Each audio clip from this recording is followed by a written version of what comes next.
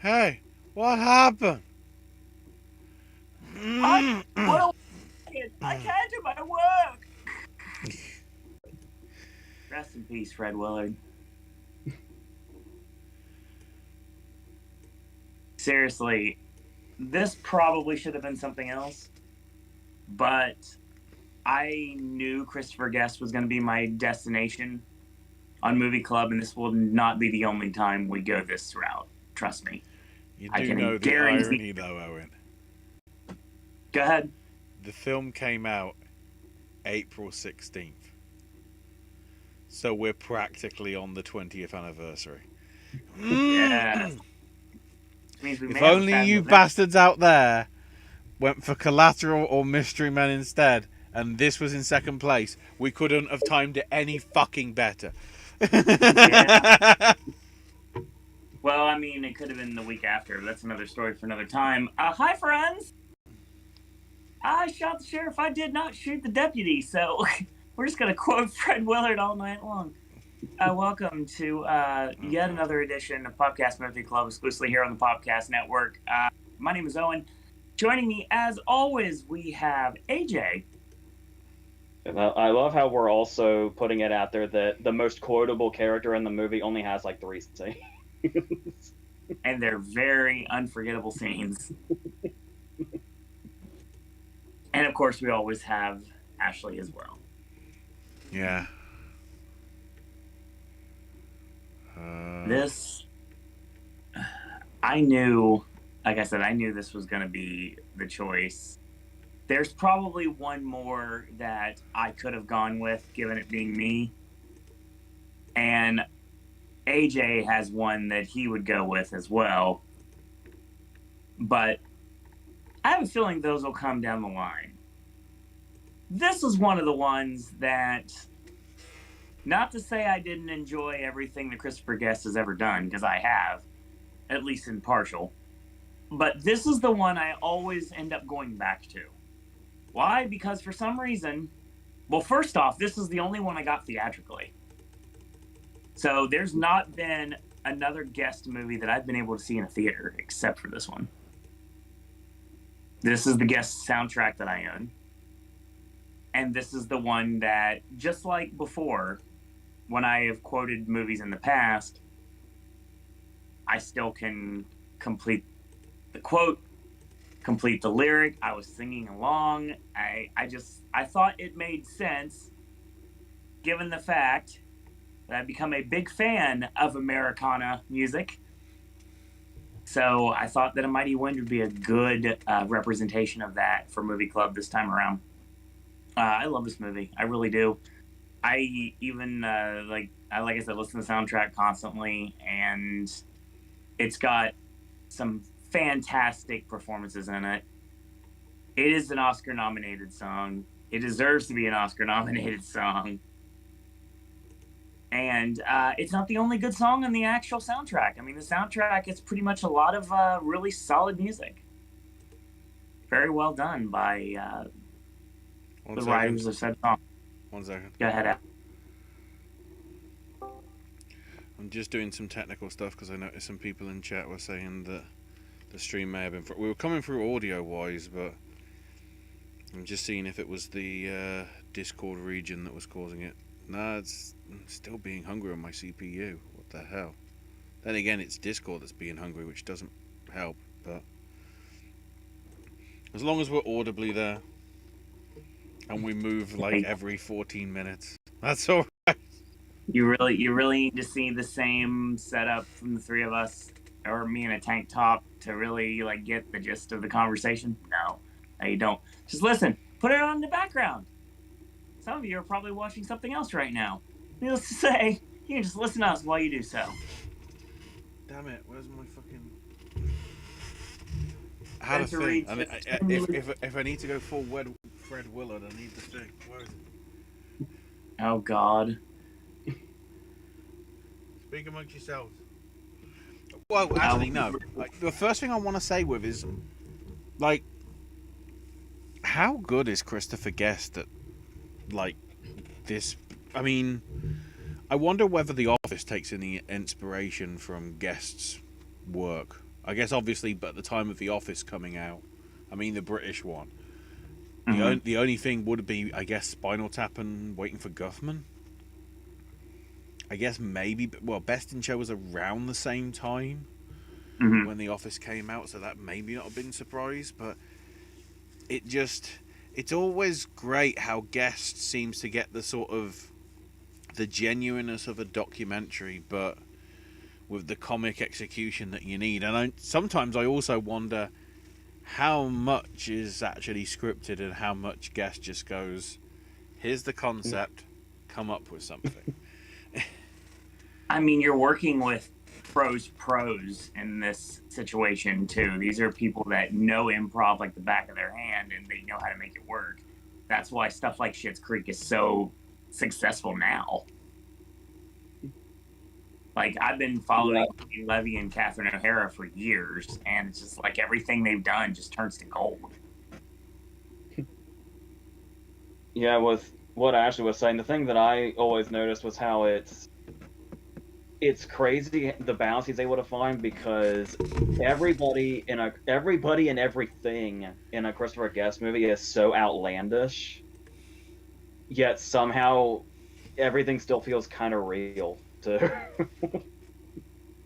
And it's like the idea of later inspirations where it's like, I don't really know the origins of the mockumentary, Mm-hmm. but I would say pretty much anything. I would say at least anything that's come out since Best in Show that was a mockumentary has to be inspired by Guest in one way or another.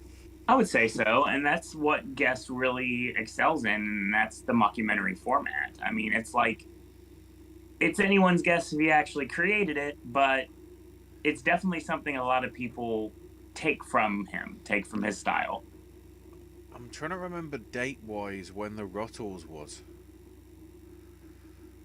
Was that the 70s? Yeah, that's what I'm trying to remember. The Ruttles might be the first time, at least mainstream, that I can think of.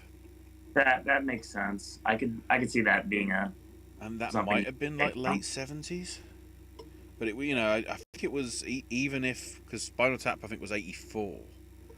So even if it was sort of like 82-esque for Ruttles, it still would have been actually before Spinal Tap. And then of course with Spinal Tap having the English stuff, maybe that was sort of like what led to that. I don't know, but right. it's but it's also how complicated the characters are, and you have to work it out for yourself, because in 90 minutes you ain't got time to really go on backstory. Like, what the hell did happen with the Main Street Singers? Not mine. A lot of the people in the Main Street Singers seem pretty messed up. To say the least. To say the least.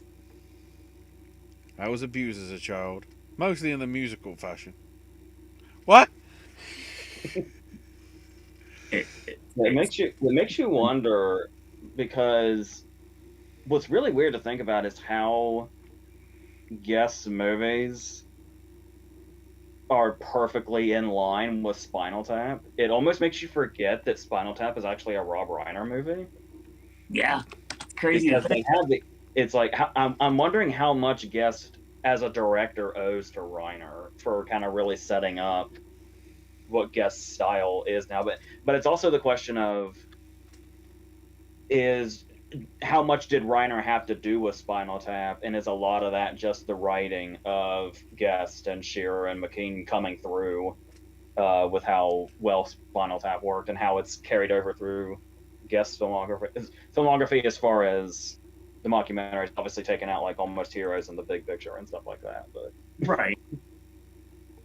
And I mean, this is something that there's a lot of people that know about this movie, but there's a lot of people that don't. And like I said, it's the Chris Guest movie that actually made it to a theater, which there wasn't many back then. I mean, it had in our neck of the woods, you mean? Oh yeah, true. I mean, I don't believe I think For Your Consideration had a very limited release. It didn't come anywhere near us. Yeah, I specifically remember we had to watch For Your Consideration online. Yep, 100%. Real quick, Spencer Reed says Jamie Lee Curtis loves this man. Yes.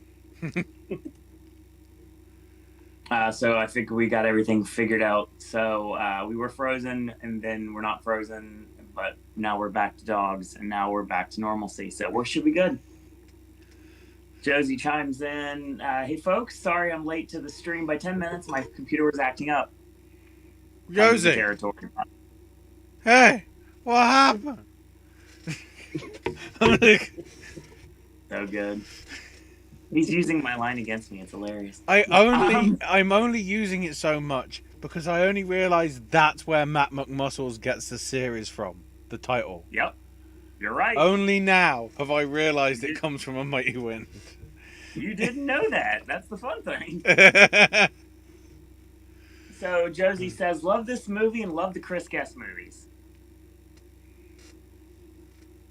We've got two folks from Better Call Saul here with Michael McKeon and Ed Begley Jr. I want to talk about Ed Begley Jr. before we get started. He has one. And see, it's funny because obviously there's a lot of overlap from the late shift here. There's a few here, like with Balaban and Begley. But Begley's line when he's talking to Balaban about being depressed because he couldn't get a ticket to the box office because it sold out, and then all of a sudden this random person in the darkness came up to this kid and he said, here's 2 tickets, and he's like, he just disappears, like, okay, sure. He shows up, he hands me 2 tickets, doesn't want $1, and Balaban was like, that was Dad. He's like, so Dad went in the darkness and talked to children about giving them tickets. I'm more astounded by Ed Begley just like saying random Jewish words like every 5 words in that thing. Like, yeah, that was hilarious. What's great about how great this ensemble is I did want to single out Ed Begley Jr., but it's for the same reason, the same vague reason I singled out like a few people. Mm-hmm. Like Fred Willard comes up in this, and Parker Posey comes up in this. Sure. So I guess I can just go into that whole thing. Yeah, because then we'll get into the chat. We've clearly started on Fred Willard already. Yes, we have. So yeah, what I was talking to Owen earlier this week about was the fact that I love the fact that whenever, especially a comedy actor dies, there's usually one specific clip you'll see everybody posting. Certainly. Like when it was Gilbert Gottfried, it was the "You Fool" bit from Hollywood Squares. Yes. And I love. It's fucking terrible that we lost Fred Willard, but I loved that the clip that really resurfaced was his first scene in this. Like, you couldn't go to a corner of the internet after he died without seeing the "What Happened" scene. And what I really love about this is, first of all, I think we can say, at least for me, Fred Willard's first scene in this is the funniest scene in the movie. It's definitely up there. And it's just him by himself talking to the camera. The fact that it comes like right after sort of Mitch and sort of like in this hotel room that's clearly, you know, basically a brothel and whatever and everything, and just sort of like melancholy. And he's like, quick plugola, I'm from High Spot. I'm from High Speed Management. But the thing Gotta about keep your it comedy is, with you. What makes Christopher Guest's characters so funny is often how low-key that, like, they're very outlandish, but in a very low-key way. Like, in any Christopher Guest movie, there are huge laughs that come from very low-key moments. And this is what I wanted to bring up with Parker Posey was, and it's where I'm not even sure how to describe why it's as funny as it is. But for me, it's a laugh out loud moment when we meet Parker Posey and she's like playing for the children. And then she's talking about herself and she says, before all this, I was in the streets. And it's just, yeah. It's like, and it's the pause for effect. And then, and it's like, that by itself, I don't even know that I can describe why it's as funny as it is, because it's so. And I don't know if it's the accompanying jerk too, but but what I love about that is you look at what Fred Willard does, and as soon as we see Fred Willard, he's a larger than life character amongst the low key characters. Of course. But he's got those signature guest low key moments while he's being sort of chaotic, where it's like where he'll change a facial expression or he'll change an octave, like when he's talking about he makes some sort of joke, like some really off color joke, and then like his expression changes and he comes down here and he's like, folk audiences hate that joke, and then he comes back to the most subtle the most subtle one is like, you know, the what happened, and it got cancelled. It got cancelled after a year, which is good because that makes it not a cult. It's just like, what? Yeah, because he's up here with what happened, then he comes down here for it only lasted a year, then back up, but now it has a cult following. No, not a cult following, as if like cult as in wake up. He didn't even mean cult. He actually meant like. We'll talk about Wink in a minute. Don't worry. But also another reason this Fred Willard scene is so funny is that there's multiple catchphrases, and it's because what happened keeps coming back. Yes. I don't think so comes back a couple of times. And I can't do my work comes back. What I really love is it's really fun. Like, for me, I think the part that I laugh at the loudest in this scene is when he introduces what happened and I can't do my work, and then the way he brings it back with, and then whenever people see me in the streets, it's, hey, what happened? I can't do my work. I love the fact that there's the red wagon one. Yeah. It's, first of all, what makes this funny is that it's the one that he only says it that one time. It never comes back. No, it never comes back. Also, like, as if he purposely does it Elmer Fudd style. I got my red wagon. But I think the thing that makes it so funny that the red wagon line never comes back is that line has no context to end. There's no context that line can possibly have. Nope. Not at all. So it's hilarious that the other catchphrases come back. It's equally funny the red wagon one never does.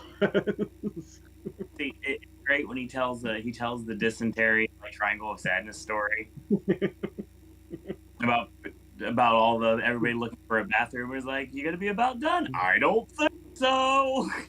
And I love that cut because it looks like he's getting ready to go into a whole other story, and the editor just cut him off. Like, you don't need to talk anymore. You've already done enough. And then and I wanted to bring this up. So I did that with Fred Willard and Parker Posey, and yeah, Ed Begley Jr. has a lot of those also. Like when he's talking about like the temperatures. Yeah. Or when he's talking, I love how seamlessly he says, "How's it hanging, Grandma?" That title. Yep. And it's like it's just within, like, he just doesn't change it. You would never suspect how funny the shit he's saying is because he's so straight faced. That's the great thing. Begley Jr. has always been great at playing the straight man, and it always works. It always gets over too. Oh, we'll get there. Oh, don't worry. I'm just going to go to chat now. Nominated for Best Original Song for "Kiss at the End of the Rainbow."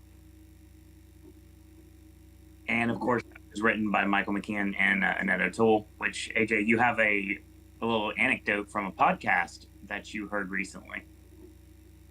Yeah, I'm sure there's a more trimmed down version of this story, but I feel like it's too good of a story to not hear the whole thing. To hear it in better terms, I'm pretty sure it was Michael Rosenbaum's podcast that Annette O'Toole told this story, which I guess I can go into now. Yes.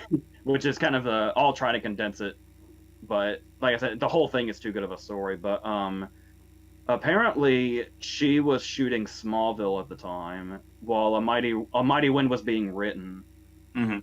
and 9/11 happened. And so they said, oh, so clearly we're not going to shoot. And she was saying, okay, so because at that time it was so fresh, nobody knew where else attacks might happen. Sure. So she was saying, like, if they're going to attack LA, I would rather be at home. I want to be around my family for this. So I'm just going to go. I'm going to leave Smallville and I'm going to go home. And so she did that, but obviously she had to drive because planes are out of commission. Certainly. So she gets home, and I guess the Smallville crew was being really aggressive, and they said, "Okay, we need you to come back now because we're going to be working right now." And she's like, "You told me I could come home. I just got home, and I'm going to have to drive there because planes are still out of commission." Mm. So Michael McKean said, "Well, if you have to drive there, I'm just going to go with you. So we'll still be together, and we'll do all that." Nice. And while she's driving back to the Smallville set, she just kind of starts humming a tune. And she's like, this has to be some old song or something. And so she starts humming it louder, and he's like, I don't think that's an existing song. I think you're making that up on the spot. We should put lyrics to it. Yes. And apparently that was the Potatoes in the Paddy Wagon song. Okay, that makes sense.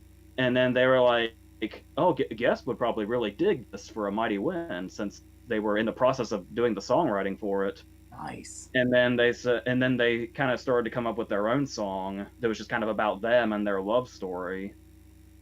And they said, we'll write that, and then we'll, take that to Guest. And they basically just kind of wrote it in a night. And then they took the dog for a walk and finished it while they were walking their dog, which for some reason is just so incredibly romantic to me. I don't know why. I agree. And that ended up being a kiss at the end of the rainbow. And then when they took it to Guest and performed it, Guest said, "This is beautiful, but it doesn't really fit tonally. It's a little too serious." Mm-hmm. And we're like, we want the songs to be comedic. And Jamie Lee Curtis happened to be there and heard the song, and she told Guest, like, no, that has to be the song. Like, they went off and they wrote another song, Right. but Jamie Lee Curtis says it has to be A Kiss at the End of the Rainbow. It doesn't matter that it's serious. Like, it should be a straight moment. That's Mitch and Mickey's convert. They're the ones that don't have the comedy aspect of the three. Yeah, because once I heard that story and I was watching the movie back, it's like, and of course, obviously, Jamie Lee Curtis making that call ended up getting them an Oscar nomination and keeping the song in the movie. But that's the thing is, when you watch it back, I can't imagine that as a comedic scene. No. Like, I wonder. It makes me wonder what Guest was looking for initially, because that's kind of because Mitch and Mickey is the whole crux of the story. Yeah. Again, they're basically the glue that holds everything together, because you got the weird stuff with the new Main Street Singers, then you got the stuff with the Kinsmen, and it's like they have to be comedic, and obviously the Heat is trying to sing their old song in a new way, which of course upsets them, which when we get to the town hall concert. But Mitch and Mickey has to be serious. It's Sonny and Cher is what it is. Yeah, because when you read Ebert's review, because obviously I worship Ebert's writing. Sure.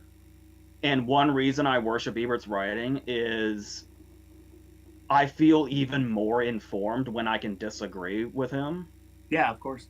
Because Ebert gave it an okay review, but he criticized it for the characters being as sincere as they were, because he thought it started to get too serious and lost the satire angle.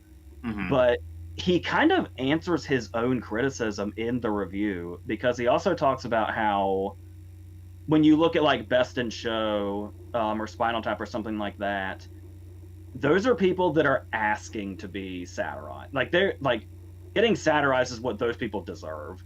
Right. Makes sense. And his complaint was that Guest probably cared too much about these characters to skewer them. Totally.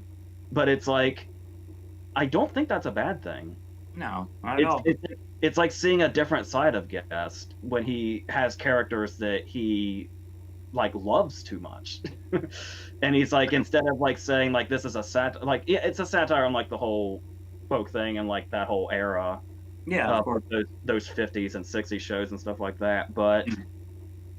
like I said, it gives it a different vibe when he actually took the characters a little seriously, at least those two. When you hear the Jamie Lee Curtis story, it's like, did that whole where the the entire movie takes that tone, does that stem just from the song? Because that's where it started. Oh yeah, and that makes sense that would be the direction we go. Yeah, I like that. That he's like kind of good to his characters, and that he doesn't like. I mean, like most of Guest movies, the epilogue is depressing, but Yeah. like I said, so it's still a Guest movie, but I like that. I don't mind that he took those two characters a little more seriously than he does the others. It makes sense given who they are and the context of the story. And the Levy O'Hara performances really shaped that, like really made it to where that does work. Fantastic stuff as always. You want something done right, you hire them and you just say, here, let it work out. Yeah, because can we talk about Mitch specifically? Mitch is great. You know a choice that I really, really love that this movie made? Go ahead. Was it's one thing to have a Eugene Levy character, and that gives us an idea already. Mm-hmm. And how we get this whole thing about Mitch going off the deep end. It's like just the idea of a Eugene Levy character having anger in him is already funny. But to actually see the Mitch character, who's basically who's really mild mannered and has that way of it, I've wondered if it's a direct reference to like almost like he's the Ozzy Osbourne of folk music, where his speaking voice, you would never guess what his singing voice sounds like. Yeah, because you definitely get pure Eugene Levy when Mitch starts singing. And when we see like his solo albums and how it was like he was basically suicidal, which isn't funny subject matter, but the movie makes funny. But the thing is they build up the rage that Mitch has in him, and that's the thing that you fear, is that we're gonna see that. No. When the punchline is that you can't imagine it. No. So we just never see it. Even when they have their fight and it pretty much breaks them up, it's kind of like Mickey throws everything, but almost literally the kitchen sink at Mitch.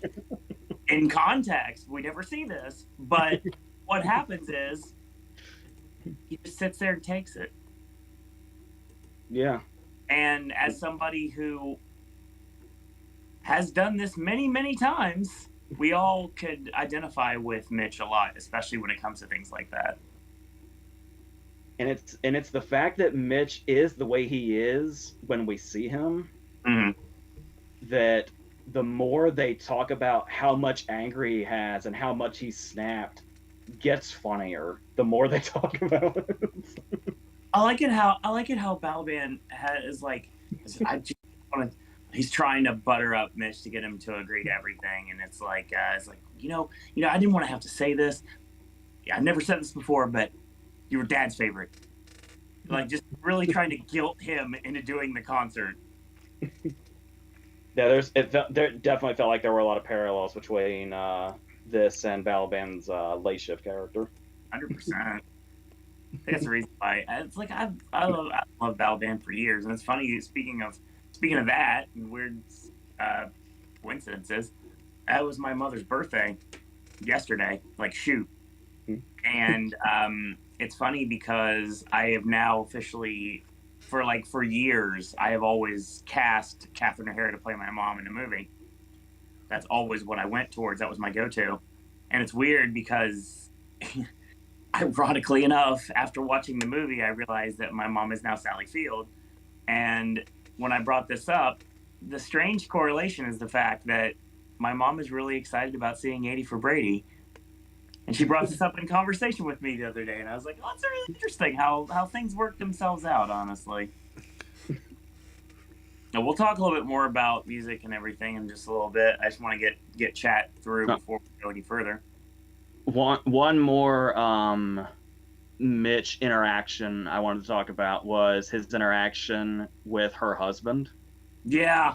And another thing that I love about Christopher Guest movies is there's some interactions you can almost miss entirely, or lines you can almost miss entirely.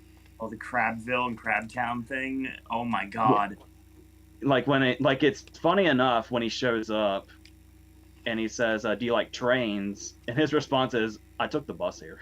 I took the bus here, yeah. But then as they're leaving the frame, like as they're getting farther away, in the background, if you still listen to them talking, the conversation goes, "Do you want me to show you around?" And he says, "It was a 16-hour trip here." And he's like, "Oh, this will be a lot quicker than that." Yeah, Jennifer Coolidge even gets a train line on that one too, actually, later when they're having the party after everybody gets ready for the actual town hall.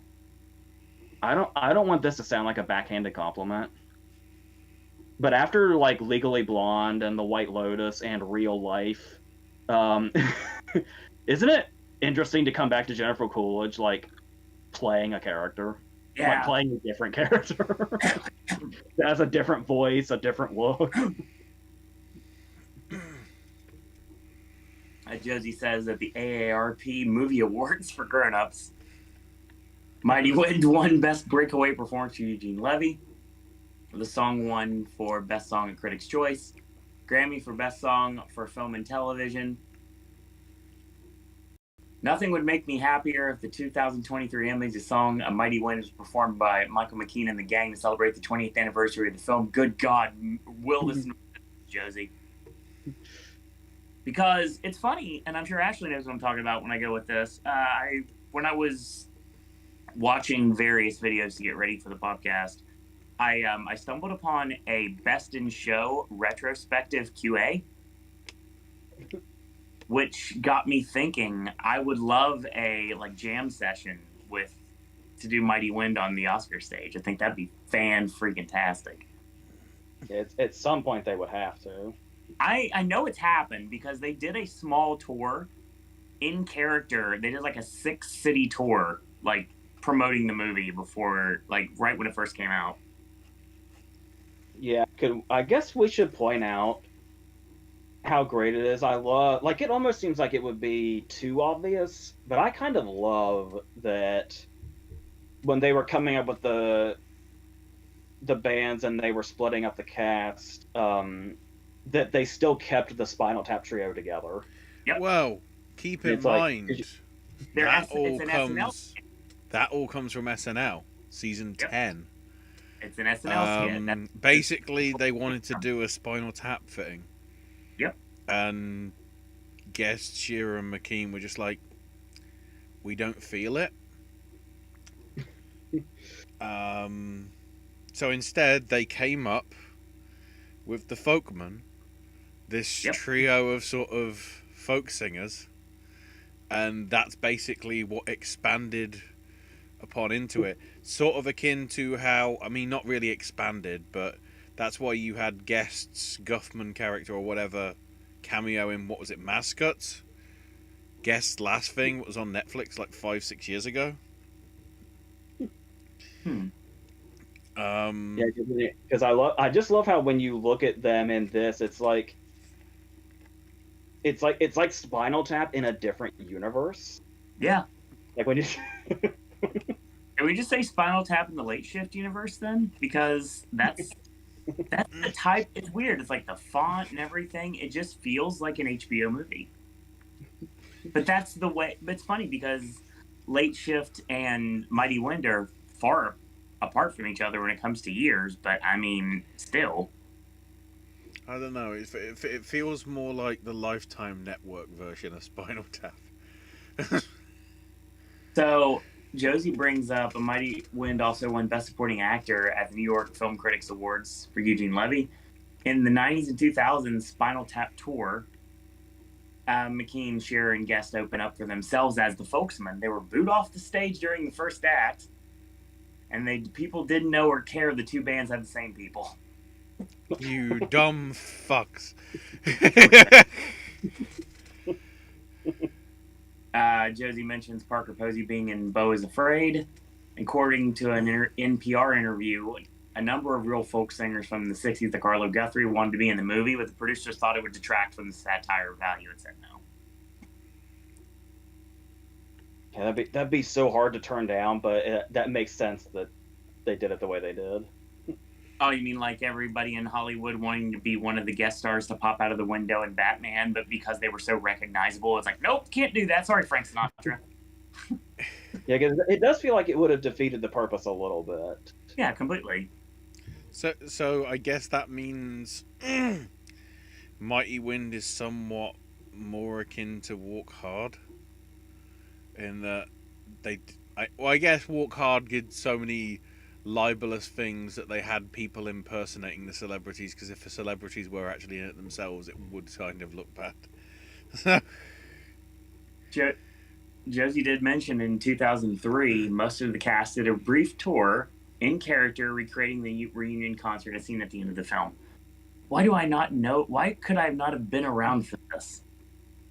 That's like, we talk about, like, we haven't really discussed it much on this channel because I really haven't had a reason to bring it up, but I love sketch comedy shows, and I'm a big SCTV guy, so that's where my love for Eugene Levy and Catherine O'Hara comes from.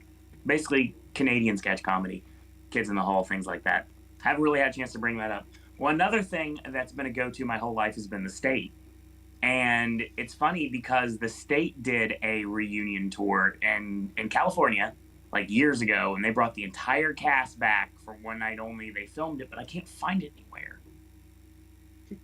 Recreating all of the old bits I used to watch and love throughout the years, like Barry and Levon, and all the awesome stuff, like Doug and Louie and all the cool things. We'll talk about Lennon and Garant and Showalter in the near future. Trust me. Probably sooner rather than you think, but not quite yet. According to an interview with Annette O'Toole, the songs were written, again, during the car journey from Vancouver to LA. Take it away, AJ. He already did. All right. We actually covered a lot while you were gone. I was like, right. should we hold back or? Nah. So we're going to talk about the new Main Street Singers first. Josie brings up the fact they were a parody of the New Christie Minstrels. Yeah, it's clear. Former members Kenny Rogers, Kim Carnes, Barry McGuire. I love Eugene Levy holding that squishy ball thing. His goatee is also hilarious. Yeah, I love when he drops it. It just comes out of nowhere. It just goes on the ground. Did you get the bit that Josie put before about the train thing? I miss it. I must have. Oh. It was between the Annette O'Toole thing, and I think got distracted. Mickey's new husband is a model train enthusiast, only one train. The filmmakers went to the home, supposedly having an impressive train setup. All the trains were broken or unusable. That's not surprising. This collector must be really proud. Yeah, shit. At the Oscars, they did perform Kiss at the End of the Rainbow in character as Mitch and Mickey. I remember this, and it was freaking awesome. And they were presented by Jamie Lee Curtis, too, which is even cooler. Oh, God. We're going to do Battle of the Bands gimmick. All right, let's go. But first, before we get into the who would win in a Battle of the Bands, new Main Street Singers. Speaking of the late shift, I love John Michael Higgins so much. I love the fact that now he has got a new lease in life as a game show host, apparently. Who knew? I mean, that, honestly... I'm okay with it. I was like, he's a great comedic actor. Game show host seems like what he was born to do. Yeah, I can see it. Make John Michael Higgins the new age Mark Summers. I'm good with that. Please, let's go. one of the things I want to mention as a roller coaster enthusiast, I love the fact the new Main Street Singers are seen in front of Deja Vu in, I believe it was called, it said Tallahassee, Florida. Many problems wrong with this. Number one, there are no theme parks in Tallahassee, Florida. And number two, that's Deja Vu from Six Flags Magic Mountain in Valencia, California. I've been to that. I know exactly where that is too. I've been there. It's close to West Coast Racers now. But yeah, now, the thing like, is, can we say that Jane Lynch's character in this inspired Neeson's character in Taken? I think that you're basically saying that Jane Lynch is basically Deep Throat at this point. I love the fact it's never went into. It's just literally, I have a particular set of skills that none of the other women had. And then I learned how to play the ukulele. It was just like, what does that mean? I think the thing that I love about that scene is how brilliantly she delivers that, and how Higgins is so like dying inside. He's extremely uncomfortable the whole time. I'm just watching him in awe. I would say this is a bad thing, but I actually think it just makes everything else even funnier. It's clear after she goes through her whole other life in a porn career, the final punchline is the boner punchline. Yep, the fact that she is now Lori Boner. But yet, I feel like everything that came before the boner punchline is significantly funnier than the punchline itself. Yeah. Oh, yeah. It's like the bit when they're sort of preparing before they're, going on stage and whatever, and they're doing the prayer, and it's like they got the candles, and the candle is a penis. It's like... Yeah, why do I... Worship color. Why do I love the line about the pointy hats so much? Oh my god! Yeah, because I guess it's not like we ride brooms or wear. Well, it's not like we ride broomsticks. Not like we ride brooms. Yeah, exactly. Because I feel like I've heard the sentiment before. We're like witches, but without brooms and pointy hats. I don't know why I feel like I've heard that before. Like it's a common phrase. So so it makes sense that he would just say it like that, but like, oh shit, yeah, but 50% of that is wrong. Because we're totally wearing hats. It's like Brian Fantana and Anchorman. It's like, yep. It's like 50% of the time, it works every time. Yeah, and of course this leads to the new Main Street Singers basically being the new flavor of the week when it comes to folk music, and basically being the one that everybody is like, get all the flash and the flare, and that's where Mike LaFontaine comes in. And talking about the whole bit with throwing water on the girls, and he whispers into Higgins' ear. We don't know anything that's said, we don't want to. But it's like a morbid curiosity, exactly what he said at this point. Because Lynch and Posey just look at each other like, are you kidding me? I loved the experience. I think I've brought this up a few times now. I have so many regrets about when I met Paul Dooley back in 2012. Yes. And we talked about a couple of things. I talked to him about his brief part in Insomnia, and he talked about, like having been in this area, and he gave me writing advice and stuff like that. Certainly. And that's great. I wouldn't trade that for anything. I think I made a throwaway comment about 16 Candles. Probably. And it was during a screening of Breaking Away. It was like a perfect experience of meeting him, but in the last 11 years since that happened, there's so many things I wish I had brought up. And it's like he's a legend in his own right. Easily, but it was blowing my mind watching this movie back and looking at the people, like knowing that I met him and talked to him, and looking at the people that are in the room with him. Oh yeah, it's like there was, and the fact that he's in multiple guest movies. It's like that could have. I regret not bringing up Curb Your Enthusiasm because I hadn't watched it by then, but I feel like there was a whole Christopher Guest conversation to be had that I didn't have, and that would have been amazing. I like the fact that his gimmick is literally the fact that they gave him a guitar that he couldn't play. And they allude to that when they do the Supreme Folk thing, and at the epilogue of the movie, he's there with all the new Main Street Singers. Everybody's dressed up, of course, as sort of Supreme Court judges and everything like that. And there's other more brilliance from Fred Willard. And it's like in the morning they're like hearing these death penalty cases, and basically they turn into the Brady Bunch family at the end of the night. So there's George Mitchell just standing there holding the guitar. I do like the fact though that the success of them led to the other acts getting shoved to sort of the secondary label, and the whole bit of like they put out the vinyl records, they didn't even put a hole in. They didn't put a hole in them. Punch your own hole and get it right. Yep. Yes. And obviously, I can't. It's hard to bring it up on here because there's really not context. But talk about Curb, and obviously I've talked about it numerous times on here. Bob Einstein, Albert Brooks's brother, Super Dave Osborne, one of the greatest men that ever lived. Don Lake in this movie, his little small role as the son is just like, he just could care less about any of this at all, but he's kind of being dragged along the way. And I'm such a big fan of his work. He's so subtle. He doesn't really do much, but what he does is always puts a smile on my face whenever I see him pop up in a movie.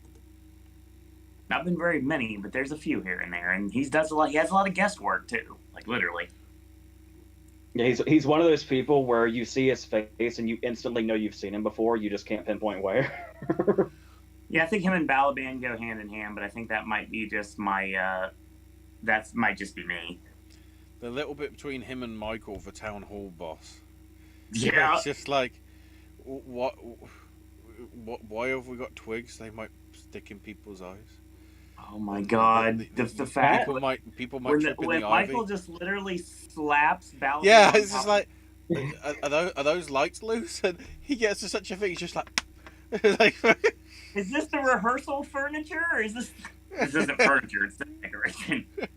There is a movie and a particular scene that I praised a few years ago, and it wasn't until watching this back that I realized, I wonder if there was any inspiration. I've talked so much about Iannucci's brilliance with The Death of Stalin. Mm-hmm. And the scene where Balaban's talking about the vines and the sticks feels a lot like the funeral scene in The Death of Stalin. Very cool. Like, it feels like it's from the same vibe. I do also, I definitely can't, like, we've already gone through, we talked about Mitch and Mickey. I mean, Catherine O'Hara is fantastic here, too. Yes, as always. And to the shock of absolutely no one. And the scene, it's a throwaway scene, but it's funny. It's just like, Mitch is just sitting there in his hotel room. He's trying to sing and everything. And next thing you know, of course, the walls in the back are paper thin, and you're hearing all these very Canadian moans coming out on the other side. And like the bed is shaking against the wall, and things are falling down, and it's just such a stereotypical performance, but it's hilarious the way that it goes off. Like, I do love that they're great together, and they always will be. So I mean, I definitely can't. I don't want to gloss over her performance at all. We talk way too much about Levy, but I never could talk too much about Eugene Levy. But I cannot end this without talking about the Folksman. Well, before we go there, I definitely want to go into Harry Shearer. Yes, they are. But you do say that we spent a lot of time on Levy and not as much on O'Hara. But I do think the difference there, even though they should be seen as one unit, and she should definitely be, given her praise.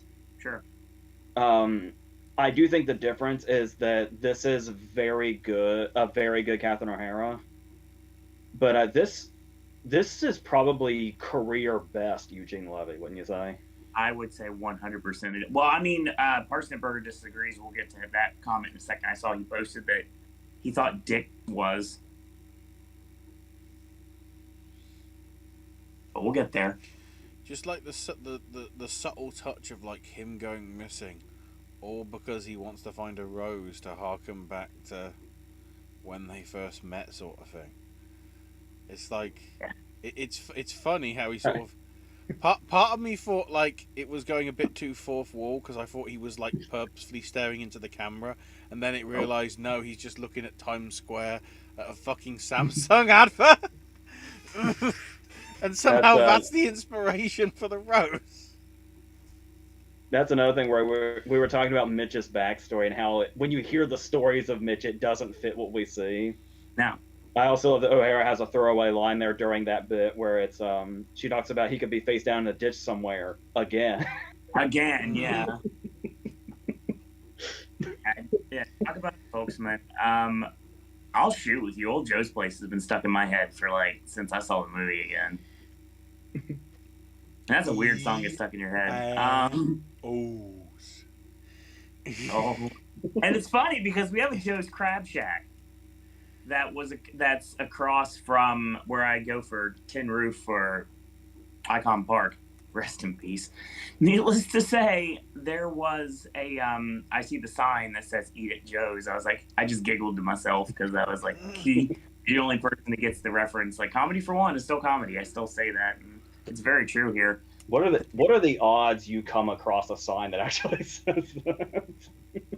Oh my god, it's so good. What are the odds if actually the lights are actually broken on it and it actually like even if one of the words is just drops the T or the other T or the J.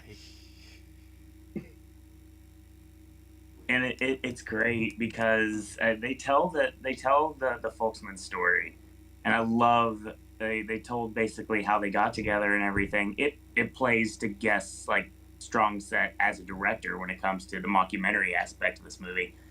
And when they reunited, that basic like the reunion barbecue, and everybody is like getting back into the swing of things again, and then they're back to performing again, and they tell the story, and it's just like the music is great. This music for this movie is iconic. Maybe not as much as it's definitely not as much as it should be, but it deserves to be iconic. It sounds exactly like the folk music you would expect to hear like back in the day. And they play with the PBS mindset of the thing. It's like, I love the fact that we're talking about doing it has to be at the town hall, and it's like they basically have that throwaway line, something like, if you had like, oh, we have dozens of people watching, that's good enough for us. Playing on PBS, like not really getting much because it's public broadcasting. But go ahead. Is there something about I don't have much music knowledge at all, so please correct me if I'm way off base here. Sure. But like, if possibly the reason the songs in this aren't iconic is if that's a folk thing in general, because it's kind of the general sound of folk music in general that people know, not necessarily individual songs, like going back to the Annette O'Toole story where she was humming a tune to a folk song that she was making up on the spot that she could have sworn was a pre-existing song and wasn't. Yeah, like I mean, as I've heard tons of folk music since 2017, I basically know that when something's coming, like you know what it's going to be. Like, for example, like you hear the beginning of, because obviously it's a cappella music, which is not what we have here, because obviously there's full instruments in this. But I will say that once you hear like the first like chord of something, you can know right away what it is. And that's why you get that initial pop when you go to a concert and you hear that either first lyric, first part of the tune. It just, you know what's coming. And there's a lot of iconic folk music, but yeah, it does. I can see where you're coming from on that circumstance, because yeah, some things are not as iconic as they should be. But I think this movie needs to be a lot more popular than it is too. But that's just me loving this movie since 2000 for almost 20 years now. Because it feels like it certainly doesn't get the spotlight that Spinal Tap does. I feel like the Christopher Guest movie that gets the biggest spotlight, if we're talking about movies he directed, is Best in Show. I Because would say Best in Show is the easy answer when it comes to what everybody immediately correlates with Christopher Guest. If they don't, because, Spinal Tap. because this feels overlooked and Guffman feels overlooked. Unless you're talking to people who are fans of his, or theater kids. who are surely fans Theater of kids 100% goes true. Well, they go hand in hand, but yeah, theater kids like definitely gravitate towards Guffman, and I probably should too. But I think I saw Best in Show first. As I feel like as far as I know, like it feels to me like everybody knows what Best in Show is. Oh yeah, totally. That's probably its very long life on Comedy Central probably helped with that. 100%. See, that's the great thing about Guest movies is like you can take out the very minor cursing in the movie, and it's like it's fine. Anybody can enjoy the movie. Yeah, because I want to say the Raging Bull audition is the only thing that makes Waiting for Guffman rated R. That makes sense. Yeah, that makes complete sense actually. See, They unlike pulled this, some automobiles with it. well, everything's great. All the reunions go off without a hitch, which is fantastic. But the fun part is when there's that professional jealousy between the folksmen and the new Main Street Singers. And it's like, okay, fine, we're not going to tell you what we're going to do and everything. Then all of a sudden, out of nowhere, John Michael Hayes starts singing Never Did Go Wandering, which, of course, is what they're going to open with. And then all of a sudden, they're like, Harry Shearer gets this brilliant idea. He's like, you know what we're going to do? We're going to open with Wondering. Give them the choice. And like, Guess is like, no, you can't put the same song on the same show twice. It's like, we'll give them the choice and everything. And it's like, you want to hear Wondering? It's currently being butchered right here now as we speak. Let me turn it up for you.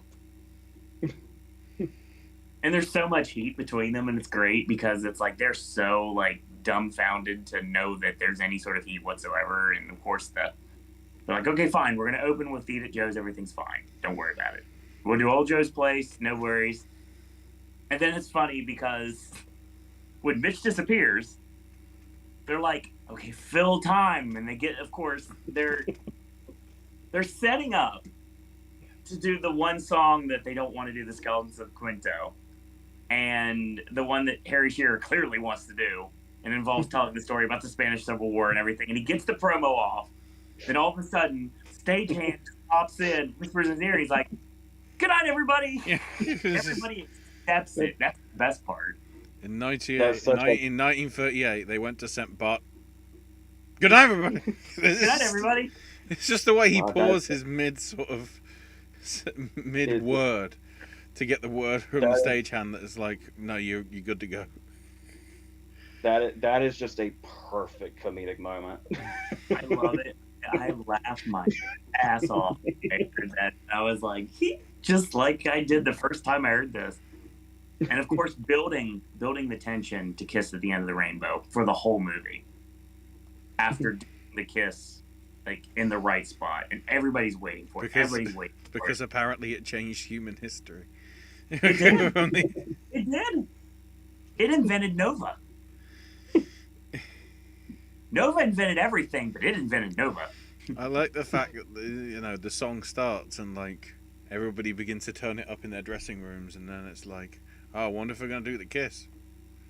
Everybody gets up because they want to be at the side of the stage because they want to see it.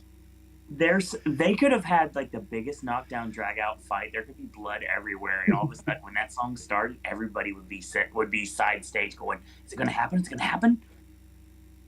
Because they hate each other until they don't then. And when it does, the place goes nuts, as they should.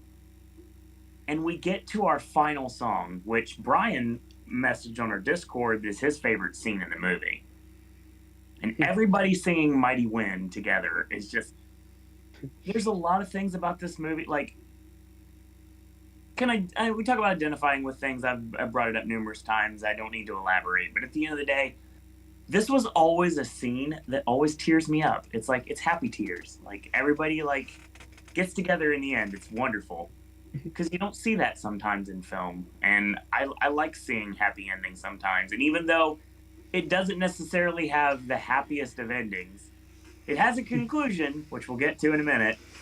But that scene is amazing with everybody just banding together. So much heat just dissipates in front of everybody's eyes as everybody sings A Mighty Wind.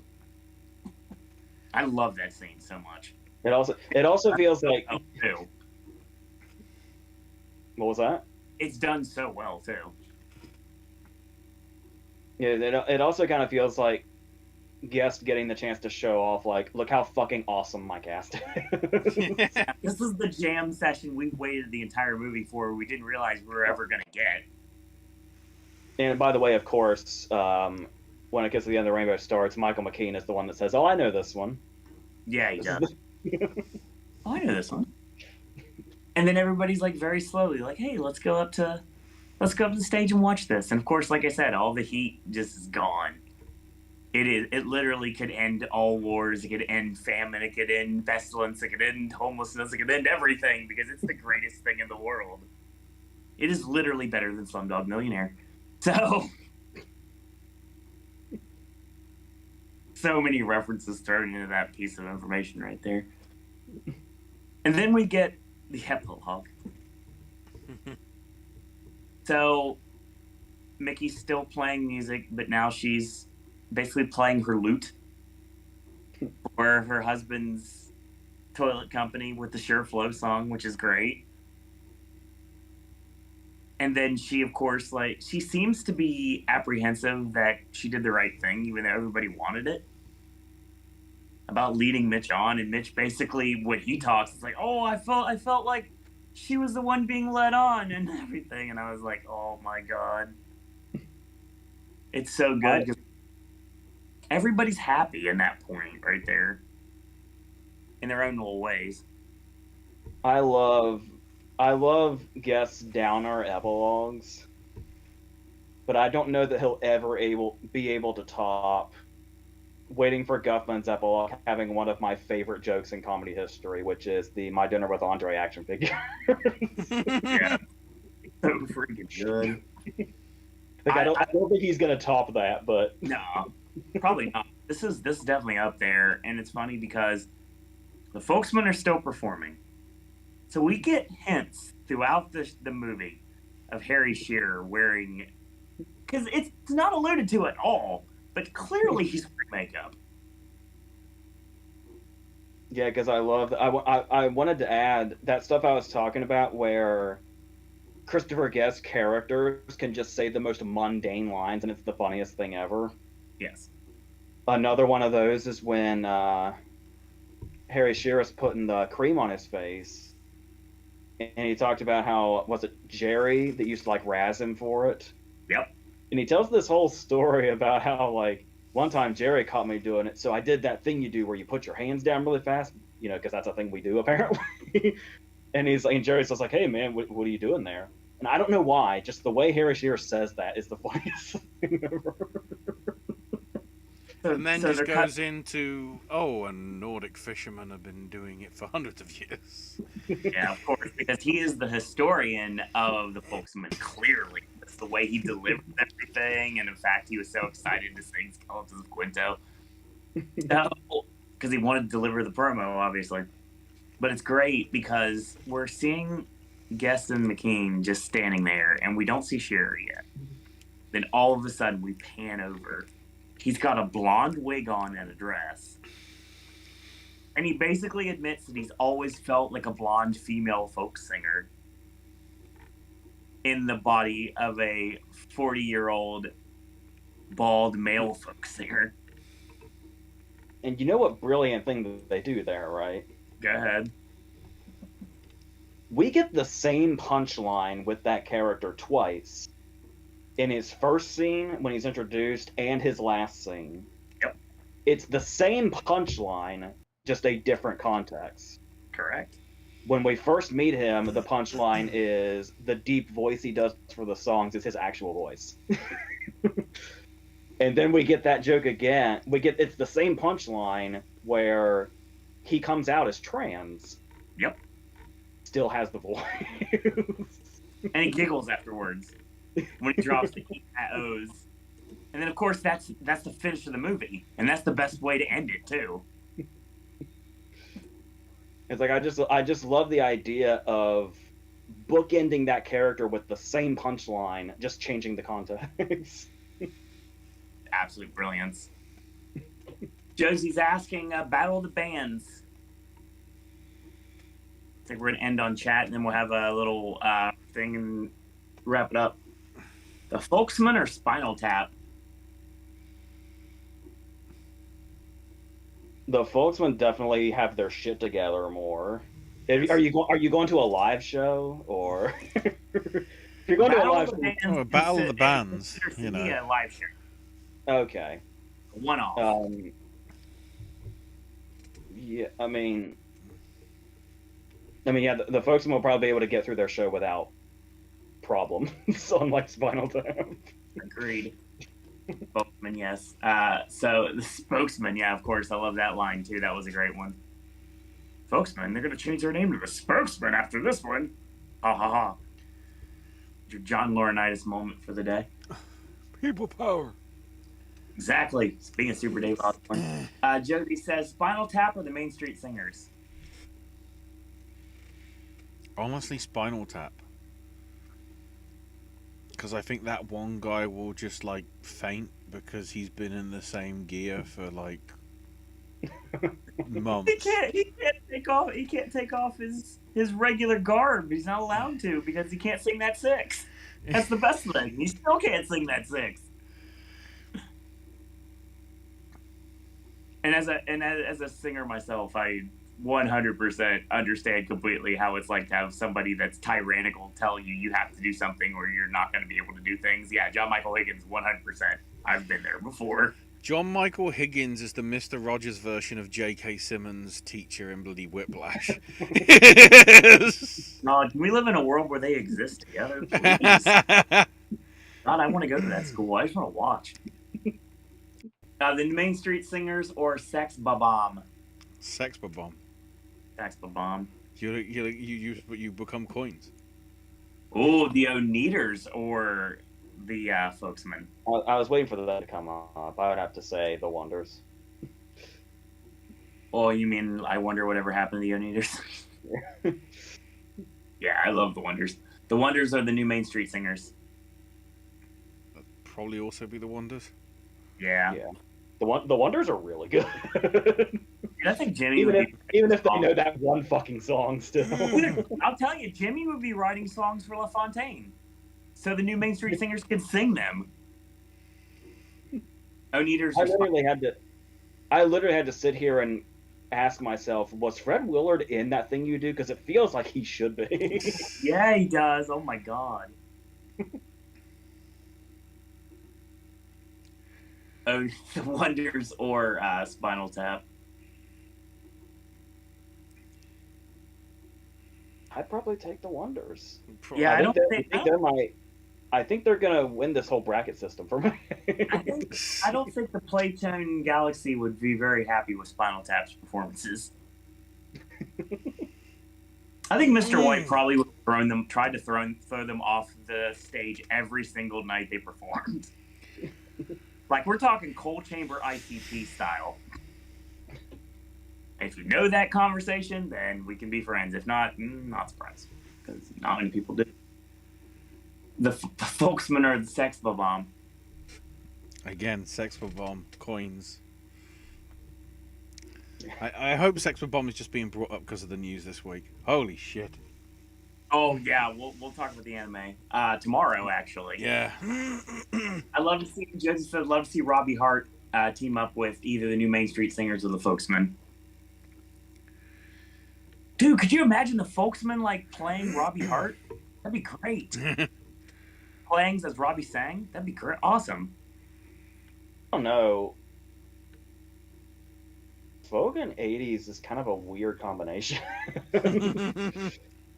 Weirdly, yeah, but so are the mashups we have in 2023. So I mean, they work. So maybe this will work too.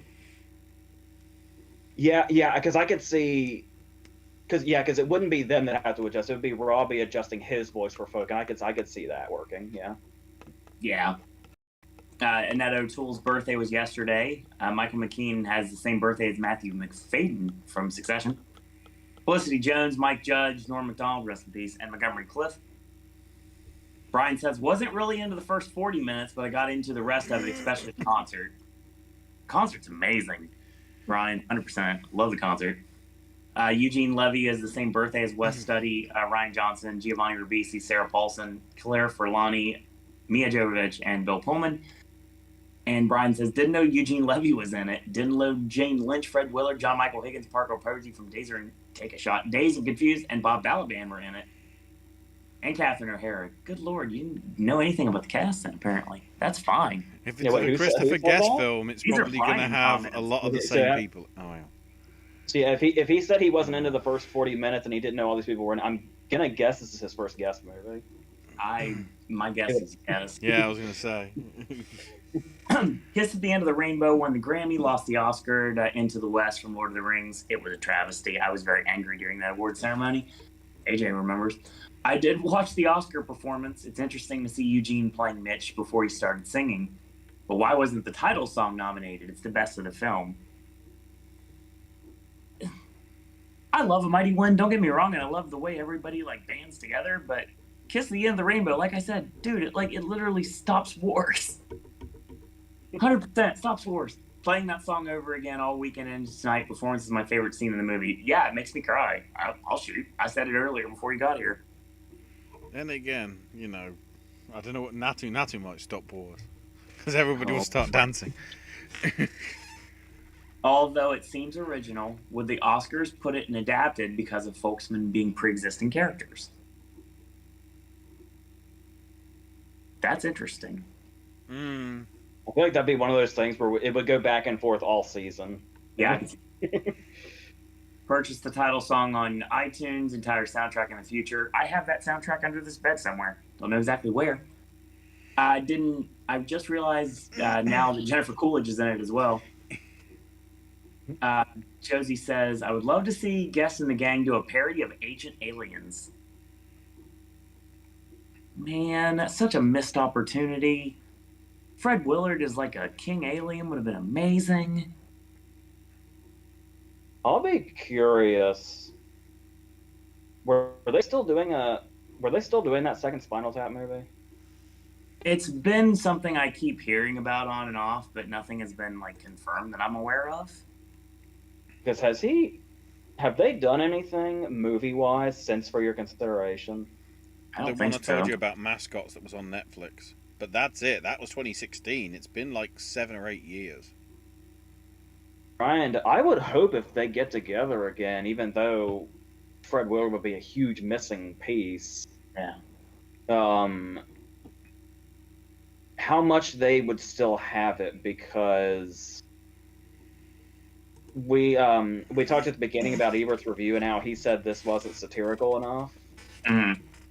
I always thought that, given how ripe the material is for satire and skewering, For Your Consideration wasn't the movie it could have been. I thought they could have gone so much harder in For Your Consideration than they did. To be fair, we've always talked about it, and I'll reiterate here. For Your Consideration, given the concept, probably should have been my absolute favorite Christopher Guest movie, given what it should have been. And of course, Kind of the Oscar process. Come on, it's like it writes itself. But yeah, because people did bring up the irony of Christopher Guest having made For Your Consideration and how hard Jamie Lee Curtis campaigned this past year. 100%. Josie also talks about, or one of those secret archaeology conspiracy documentaries. Parson Berger says his best Eugene Levy performance was Richard Nixon and Dick. It's up there, Parson Berger. Wasn't Dan Hedaya Nixon and Dick? Yeah, I thought so. It says best. I thought Dan Hedaya was Dick. That's why I paused when you said that over, because I was like, was Eugene Levy in Dick? I don't remember. I mean, it seems like he should be, but Yeah. I don't remember. I'm just reading exactly what said. No, he's definitely not in the movie. It says Yeah. best Eugene Levy performance, 1999's Dick as Nixon. Did you just confuse Dan Hedaya and Eugene Levy? Maybe? I mean, to be fair, Dan Hedaya is amazing in Dick, so. Dan Hedaya is great in Dick. That movie's awesome. That's a movie that I still remember watching back when it first came out. Yeah, because it's like, it's hilarious how many people have played Nixon, with Anthony Hawkins and Frank Langella both getting Oscar nominations for it, but really, Dan Hedaya was the ideal casting choice, and it's in a comedy. Yeah, and it worked. Josie says, a nature or farm mockumentary. Brian says, kind of glad I got to see this since I know about folk music thanks to a music history class I took in my sophomore year. My knowledge kind of got big on the soundtrack. Go back to Peter, Paul, and Mary's Puff the Magic Dragon when it comes to folk. Oh, yeah. Love that song. I have no idea how Voices hasn't covered it yet. Anyway, the Folksmen remind me of the group of guys who sing Zuckerman's famous Pig in Charlotte's Web. Interesting. Josie says, how about a guest true crime mockumentary satire? That would be fun, but at the same time, it does feel like... I'm trying to think of how to say this without it sounding cruel. Netflix, you have so many ideas. Run with them, please. No, the thing I was going to say here was, I don't know what Christopher Guest and his crew can do now that we have Documentary Now. That's true. The cruel wording in my head was, do we need guest movies now that we have Documentary Now? But my real question is, do they have any material that Documentary Now wouldn't have already covered? That's a good point. But then again, you got to go back to where everything started, too. That's another thing that'd be a case for, yes, we do need another one around here. There's been documentaries on restaurants. Why not guest do a mockumentary about a restaurant? Yes. If anybody here has not watched Documentary Now and you're a fan of Christopher Guest movies, you need to do that now. The new Christie Minstrels performed Chim Chimery for Mary Poppins at the 1965 Oscars. Their versions was a cover and not from the film. Just at an ancient alien spoof, I can see Catherine O'Hara or Jennifer Coolidge playing a psychic pretending to read energy. Jennifer Coolidge. Yeah, I was gonna say that definitely could be either one of them. Yeah. Michael McKean and Eugene Levy talking about alien technology and/or hieroglyphics. I like this. Will it into existence? 1965, Lon Magai won the San Remo Festival in Italy. The contest picking the Italian entry to go to Eurovision. It's all the Parsnip Burger listens to is Eurovision. Interesting. I know they already did mascots, Josie brings up. I can see Guest and company doing another sports mockumentary, maybe about the Olympics. That'd be interesting. I mean, dog shows aren't a sport, but I feel like it'd be very similar to Best in Show. I feel like a Best in Show would be very... Aha. Oh, God. Where are you? I lost the conversation. Let's see. I know an art mockumentary with ridiculous paintings and sculptures. Eugene Levy could be a sculptor, and the works could have weird shapes. Guests could have oddly shaped pottery.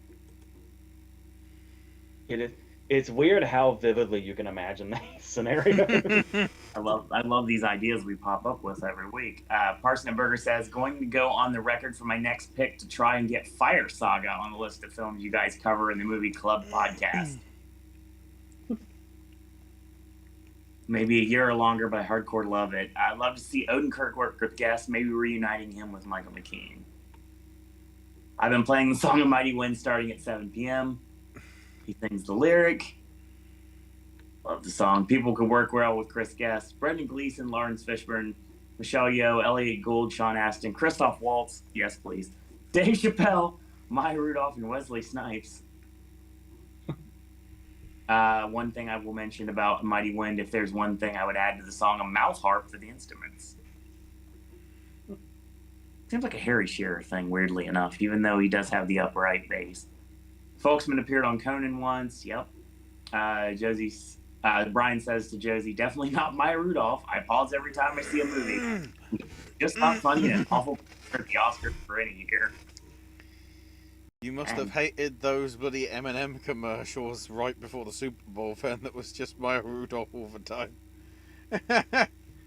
How about Austin Powers with the Folksman? That would be something else. The Folksman telling Marcus Mumford to hold their beers. Folksman singing with the two guys from RRR would be sick. Random. Or the RRR dudes and the Main Street Singers. Parsnip Burger does mention that Levy wasn't Dick, but he was not Nixon. Okay. I'm guessing it was a small role. I didn't find it when I looked it up. Then again, I was just quickly trying to go through it here live. A part of me is saying, like, he has to be in it at least. I feel like that's true. So, yeah. Okay. Makes sense. Sounds fun. Never mind, it's Saul Rubinek I was thinking of.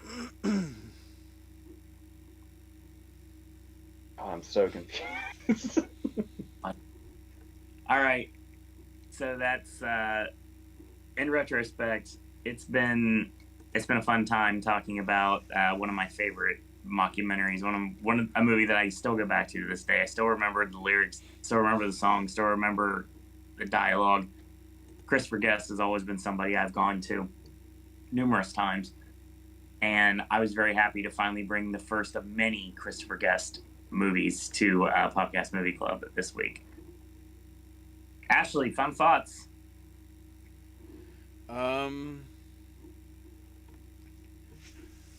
All in all,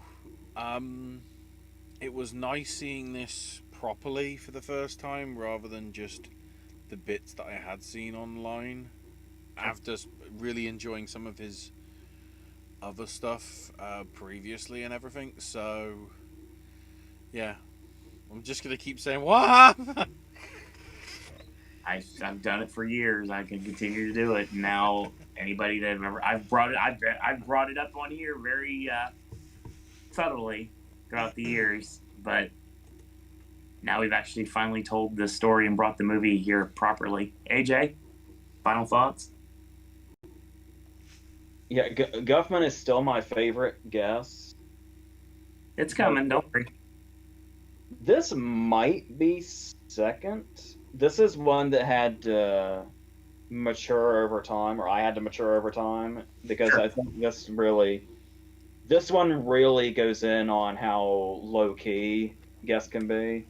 Mm-hmm. Some of the funniest, biggest laughs from Guest movies can come from the simplest things, and a lot of that is really showcased here. So when I first saw it, when it first came out, I would have been like 14 or something. Mm-hmm. 14 or 14. It didn't leave an impression, but like I said, because it's so low key, I'm not really surprised by that in retrospect.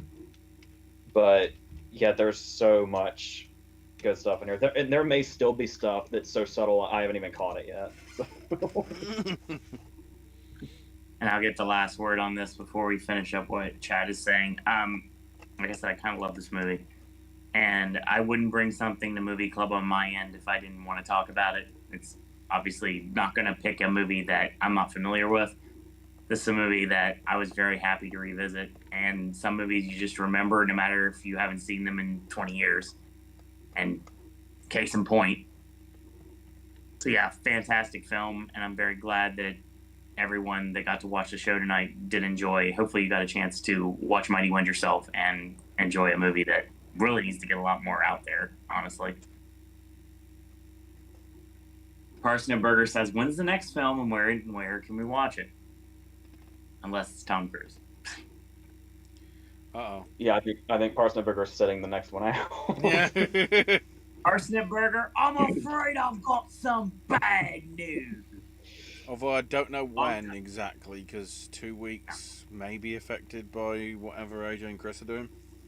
Potentially, but I we're was we haven't had an in-depth conversation, but I was doing math, and if there's no like spontaneity to this trip, if we just kind of do what we're planning on doing, we should be fine Sunday night. I'll be at his place at the time, I think, but we should be fine. But I'll have to have that conversation in depth with him. Monday, I probably wouldn't be available because that'd be when I'd be coming back here. I'd be en route here Monday evening, so we we'll could do a QA show with just me and Ashley on Monday. Oh. Potentially. Hold on. If it's just me and Owen. Oh no. yeah. Oh God, no. Oh Jesus. And it's probably going to go 2 hours anyway. And we'll need to fill time because not both of us will be able to talk. Maybe that is time for the commandos! So apparently, if you're not picking up what we're putting down, it sounds like the Sunday in 2 weeks is going to be Collateral for Popcast Movie Club. Time to be announced. Day to be announced.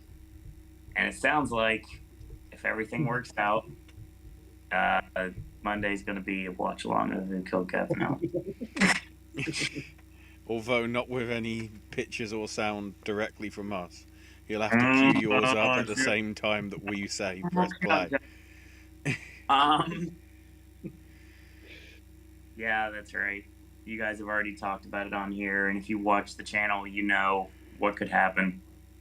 And apparently what's going to happen is there's no QA show. It's going to be me watching Who Killed Captain Alex on here and reacting to it in live time. We'll still do like comments like before and after. It'll be like sort of like there'll be some talk beforehand and some talk after.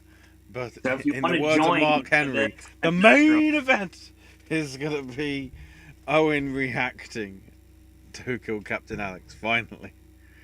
Jesus. All right, fine. Sure. That's going to happen. There you go. That's something for you to watch, AJ, if you can, when you're back. I absolutely will. And don't worry, there will be Because it gives me.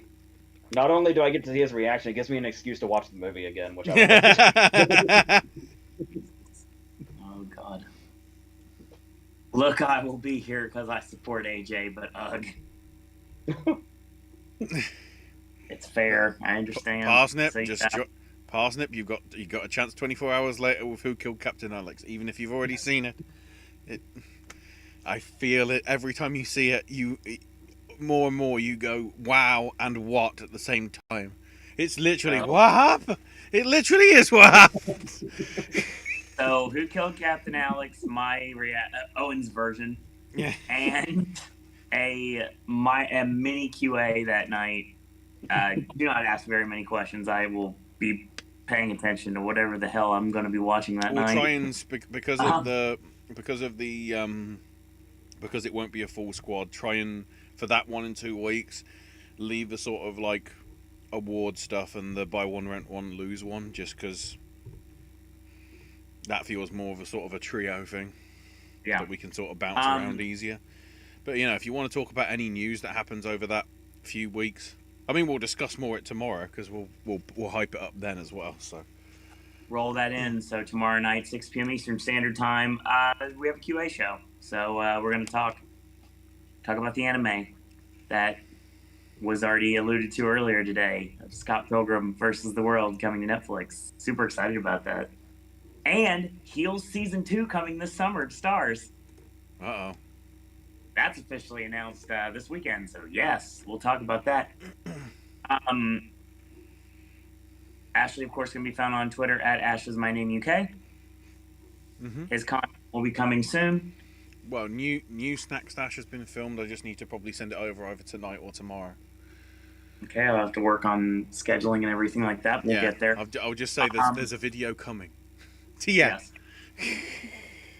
Speaking of that, AJ cannot be killed by conventional weapons, and just like Keith Richards, aha, there you go, it's backwards. We're going to memento that.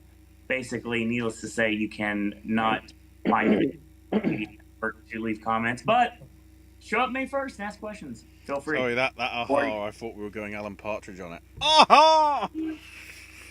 But wait, there's more. Anyway, so It's really crazy to me, by the way, that you've been building up this May 1st thing, and I've been thinking in my head, oh, that's an eternity away, and now, as of today, it's less than a month. there might actually be some good fortune coming in the near future. I guess you'll see what happens in the near. See what 32 is going to bring. We'll see. Hopefully, I'll have new news before too long. But yeah, AJ of course has some more 2023 movies. The first video should be coming up very soon, so get ready for that. I should also say, at least in terms of timing, make sure you send your selections that you want to be, you know, viewers' choice. Yep. For the movie club, because like we're gonna have to decide in 2 weeks. Just so you are actually aware of which film you have to see, even if it is the one that you selected. And it's the chat's choice, and we're going to pick one, and we're going to determine. So I'm guessing there'll be a lot of coin flippery going on. Needless to say, that's going to be fun soon. We're finally caught up on the network. We're literally day of now. I'm doing there's Dickens Carolers stuff from Voices. Again, I would not listen to folk music if it wasn't for Voices of Liberty. So yeah, that's a big thing on this network. All that content's coming. Still more Dickens. I've got all the stuff from the beginning of the year, more like Americana and folk music. So there you go. That's going to be fun. That's coming. And more snack stashes from Ashley, more sipping snacks from me, more content from AJ. Tons of stuff still to come. So stay tuned for that. And again, daily content is coming. It's still there. We are caught up officially today. The April 2nd video is this podcast, and tomorrow is the QA, and then the 4th we'll have new content for you, whether it's a sip and snack or a movie review or whatever it is. It'll be there. So get ready.